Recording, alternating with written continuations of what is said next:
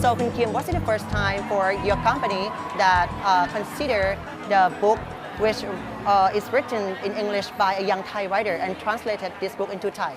It definitely was our very first time to publish a book written by a Thai writer, written in English. Because before, like Harry Potter or like Septimus Heap, they were all books written in English by English or American writers. So from the success of Harry Potter, we've always been looking for a Thai talent, you know, to write about adventure fantasy for children. And then Nong Porpia, she came up to us and was like, hey, this is the book that I've written, and she's been researching a lot for it. We can see her effort. So we definitely were very happy to publish her book. The first thing that I noticed was that, wow, this is a book about adventure fantasy, which is what I really wanted to look for. And then it was written by a Thai writer, especially she was only 15-year-old. Right. So I was really amazed and felt really proud, and that was taken into account of why we chose to publish her book as well.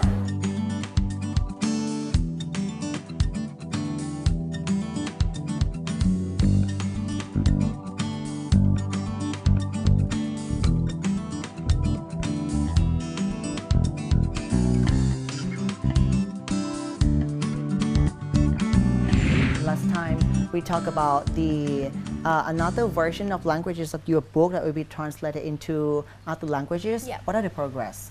Well, I've signed a deal with Italy, so we're working with them. But mostly they kind of take care of their own thing. Like they're very professional. So then I know that if it goes to Europe, it'll have the opportunity to be translated into, I don't know, 5, 10 other languages, because, you know, there'll be like Italian, French, German, I don't know, there's like lots of languages there. So I think I'm really excited to get to see how it'll turn out in other languages and what the feedback for that will be, because so far as I know that the Thai version has come out really well. Thank you to Ajahn Sumali for the amazing translation. And book 2, her language is so beautiful. Like the way she translates it, everything flows perfectly. When writing, have you feel overwhelmed with your imaginations? Sometimes I have this really strong desire to write. Like sometimes when I've just seen a film, just read a book, or I've seen like a really beautiful picture that captures something perfectly, I really want to write. And I have to like work just to like put everything out, because it takes time to craft a sentence, you know. But sometimes I just feel like, oh my God, never mind. I just want to move on and on. But like, I have to kind of like, okay, take a deep breath and then remember it, write it, plan it out, and then write it. So, how are you right now after the launch of the second book and you have a good feedback? It's on the bestseller shelf. Pretty happy. I mean, I'm really proud with this one. I have to say, like, sometimes when I go back and read book 1, I'm like, oh my gosh, my writing was so childish in a way, because I was 14. So you could really see, I guess, like the progress or the development of my writing as a person as well. But I have to say that with book 2, I'm extremely proud of it, of what I've achieved so far. It's just that right now, sometimes I stress out a lot about writing book 3 and getting it out on time. As you are an ambassador for Bangkok Read for Life campaign, Yeah. Do you do some activities with them? Well, lots of the time we go to events that they host, either book events or just fairs or anything. Right. And sometimes schools come and, you know, join in the events as well. And I'll go there either as a guest speaker, a motivational speaker. Lots of the time I'll have to go up and, you know, say like what it's like to be a young author, what are the pros of reading, why should we bother about reading, or why should we bother trying to increase literacy rates in Thailand and things like that. What would be your suggestions for those who are interested in start writing? I'd say you have to read a lot. You definitely have to read a lot. You don't have to read like everything that's out there, but you definitely have to, like, I mean, if you want to write about, say, romance, teen romance novels, try to read as many of those as possible, so you kind of know what they're about, or like, you know, you kind of get the themes, the common themes, and try to make yours unique in your own way. Also, the first thing you write won't always be perfect. You have to make sure that you keep on practicing, and never delete anything. Like for me, that's the rule. I never delete anything, no matter how bad it is. I will always keep it. And sometimes when you're older, you can always come back and laugh at it.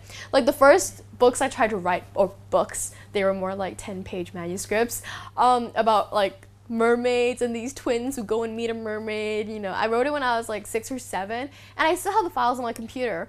So I go back and I read them, and they're so bad. Like, they would never get published.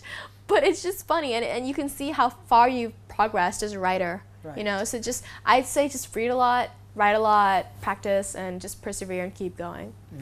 And in your opinion, what is a good author or writer? I think it's someone who can convey an idea to an audience and someone who can evoke a response from an audience. So for me, a good book is always one that has really interesting characters, an amazing plot line, humor. And sometimes after I read a really, really good book, I'll feel like I've known those characters, I've immersed myself in that world, and I don't want to come out of it. You know, I just want to stay in that world. And that's what I try to do with my own writing. I mean, it might be different for different genres, you know. A good romance novel might tell a good love story.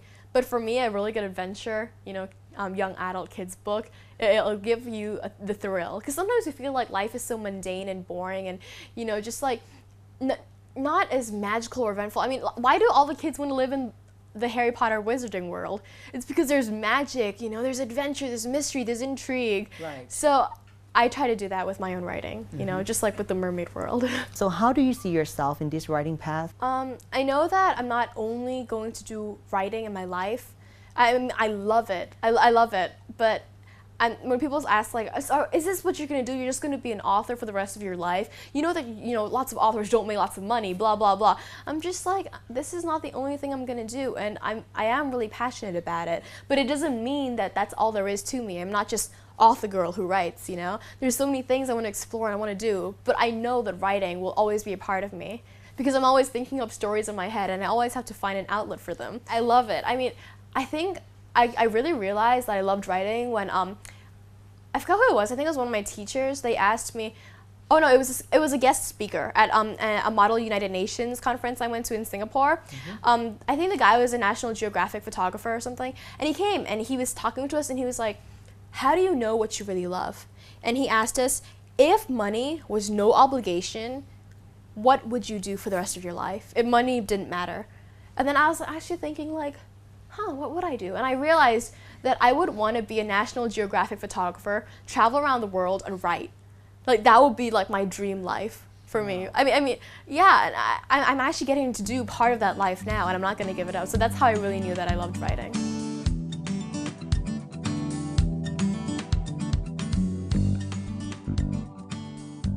Well, Porpia, I'm sure that one day I will hear your name as a famous author in other countries.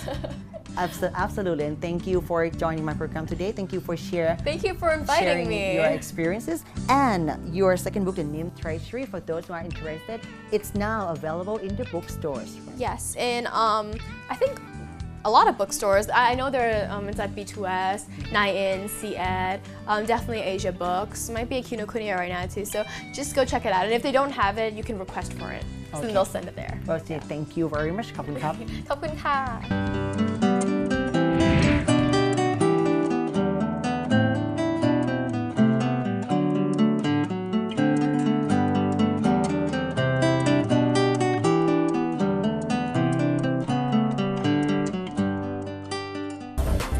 ASEAN TV, 10 nations, one vision.